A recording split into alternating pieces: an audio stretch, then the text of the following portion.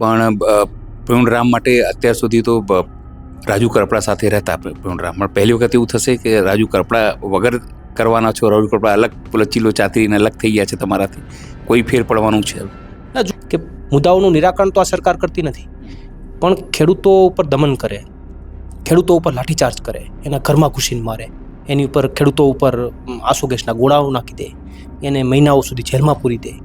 તો આ વાત છે એ ગુજરાતના ખેડૂતોને નથી ગમી. નુકસાન થવાનું છે એ વાત. હળદર મુકામે જે ખેડૂતો ઉપર દમન થયું અને અમારે 108 દિવસ સુધી જેલમાં તમામ ખેડૂતોને અમને ગૂંધી રાખ્યા, એ ચર્ચા. અને સાથે સાથે આવનારા સમયમાં આમ આદમી પાર્ટી ખેડૂતો માટે શું કરી શકે, તો આ તમામ મુદ્દાઓને લઈને ખેડૂતોની વચ્ચે એમના ગામમાં એમના ઘરે જઈને ચર્ચાઓ કરીશું. ખેડૂતો માટેની જેલ બાદ હું પહેલીવાર કોઈ યાત્રાના માધ્યમથી ગુજરાતના ખેડૂતોની વચ્ચે જઈ રહ્યો છું. અને આ યાત્રા જ્યારે સોમનાથથી શરૂ થશે, સોમનાથ દાદાના દર્શન કરીને શરૂ થશે, તો ત્યારે જ્યારે પહેલી સભા જે ગામમાં થવાની છે, મારું પોતાનું ગામ, મારું જન્મસ્થળ હોતી જ, પણ આ તો પડ્યા ઉપર પાટુની વાત. તો હવે ટ્રેડ ડીલને લઈને ફરીથી આપણો ખેડૂત જે છે માર્કેટમાં ટકી શકવાનો નથી. તો આ મુદ્દો જે છે ખેડૂતો સુધી પહોંચાડવો ખૂબ જરૂરી છે, કે આ તો નરી આંખે ચોથા ધોરણમાં ભણતો છોકરો હોય એને સમજાય કે અહીંનો તમારો માલ ત્યાં જાય તો 18% ટેક્સ લાગે, ને ત્યાંનો અહીંયા માલ આવે તો 0% ટેક્સ લાગે.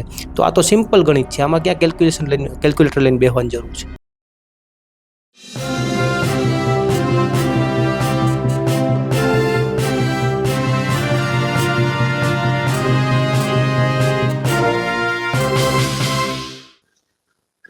અમેરિકા ભારતનું ટ્રેડ ડીલ અને ગુજરાતમાં ખેડૂતોની અવદશા, એને લઈને હવે આમ આદમી પાર્ટી 15 દિવસનું એક મેગા યાત્રા કરવા જઈ રહી છે, જે સોમનાથથી લઈને ગાંધીનગર સુધી હતી. આપણી સાથે આપના નેતા પૂર્ણરામ છે, આપણે એમની સાથે વાત કરશું. પૂર્ણભાઈ, અલગ અલગ આંદોલનો તમે ખેડૂતો લઈને કરી ચૂક્યા છો, અને હવે ફરીથી એક મોટી પદયાત્રાનું આયોજન છે. આ પદયાત્રાની રૂપરેખા કેવી રીતે રહેવાની છે અને ખેડૂતોને તમે શું કહેવાના છો?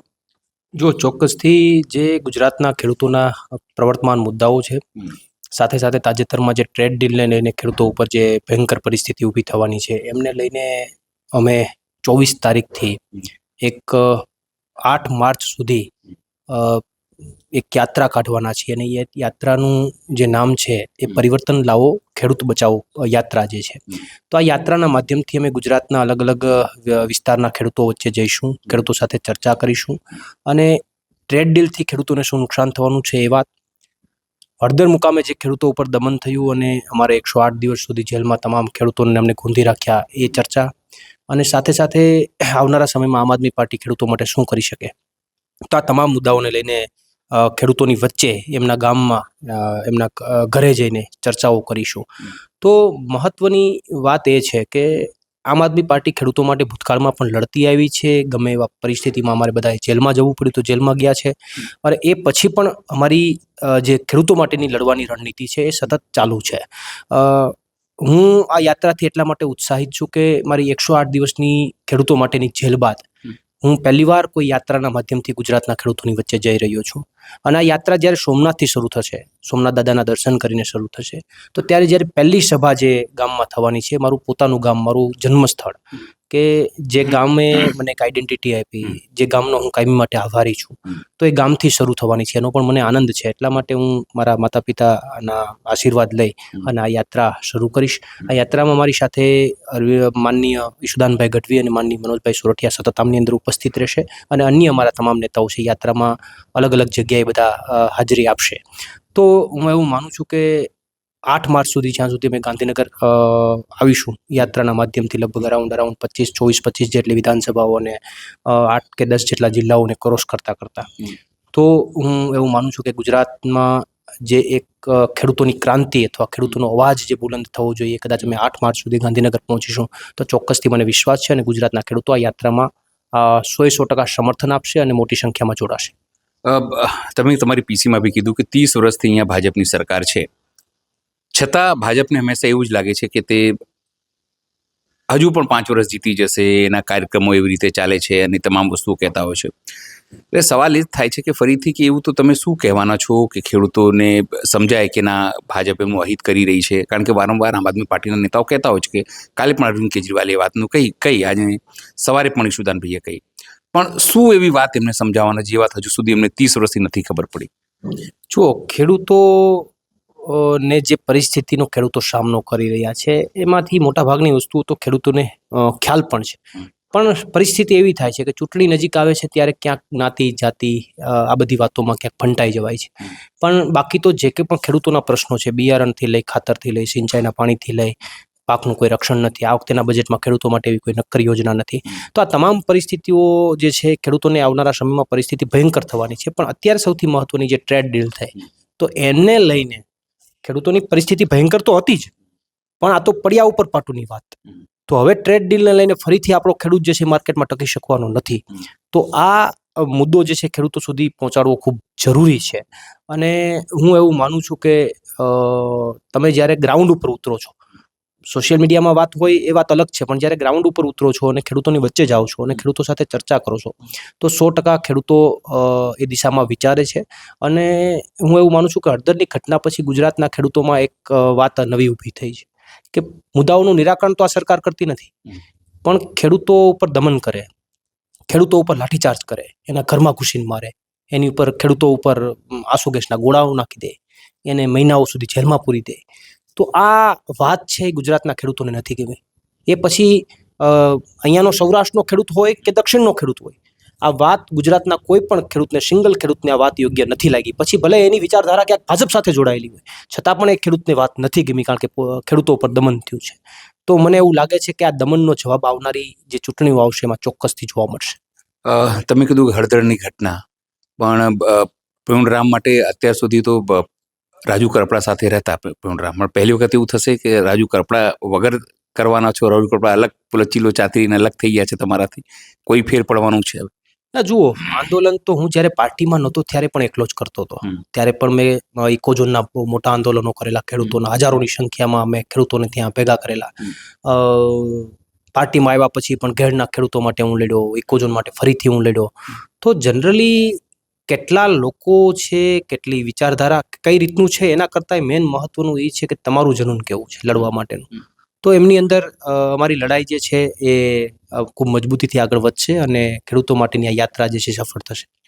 ભાજપ છે કે અમિત શાહ છે કે પિયુષ ગોયલ છે કે પોતે ભાજપના મોટા નેતાઓ છે, ગુજરાતના પણ નેતાઓ છે, એ લોકો કહે છે કે ટ્રેડ ડીલથી કોઈ મોટું ફેરફાર થવાનું નથી, ખેડૂતોને ઉલટાનો ફાયદો થશે, ઉદ્યોગોને ફાયદો થશે, એવી વાતો કરે છે. ખાસ કરીને ખેડૂતોને કે કોઈ હિતો અમે કોઈ નુકસાન નથી કરી. અને અમિત શાહ જે સહકાર મંત્રી પણ છે, ગૃહમંત્રી પણ છે કેન્દ્રીય, એ લોકો કીધું કે હું ચર્ચા કરવા તૈયાર છું, કોઈ પણ મારી સામે આવે તો.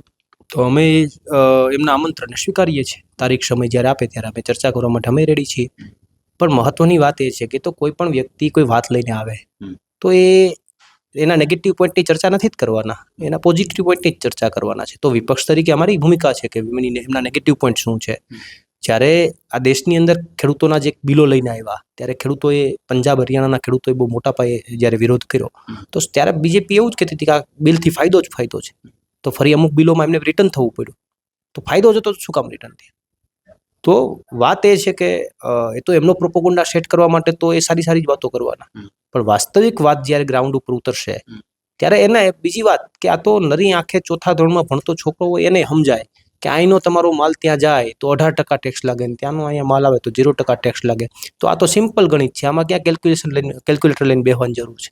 આમાં ક્યાં કોઈ પાસે સમજવાની જરૂર છે ફાયદો થશે કે નુકસાન થશે? આ તો ચોથું ધોરણ ભણતો બાળક હોય એને ખબર છે. તો ભાજપના કોઈ પણ નેતાઓને ડિબેટ કરવી હોય તો કોઈ પણ આરે કરી શકે. આ તો સિમ્પલ લોજિક છે, આમાં કોઈ એવું મોટું પેલું નથી ગણિત કે ગૂંચડાવાળું કે સમજાય નહીં. તો હું એવું માનું છું કે એમની જે વાતો છે એ તો માત્ર ને માત્ર એનો પ્રોપોગન્ડા સેટ કરવા માટેની વાતો છે. છતાં પણ કોઈ એવું કહેતા હોય કે આ મુદ્દે ચર્ચા કરવી છે તો અમે એમના આમંત્રણને આવકારીએ છીએ. તમે પહેલા પણ ખીર બચાવ આંદોલન કર્યું હતું, સમર્થન પણ તમને જન સમર્થન પણ જીતે સમય દરમિયાન મળ્યું. હવે આ જે યાત્રા થવાની છે પદયાત્રાના સ્વરૂપે થવાની છે, વાહનમાં કેવી રીતે કરવાનું છે અને કનેક્ટ કેવી રીતે કરવાનું છે ખેડૂતોને?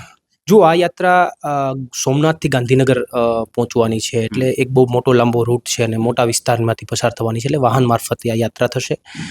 અમે એક ગામથી બીજા ગામે જશું, રાત્રિ સભાઓ લઈશું, દિવસ દરમિયાન અમે ખાટલા બેઠકો કરીશું, દિવસ દરમિયાન સભાઓ કરીશું.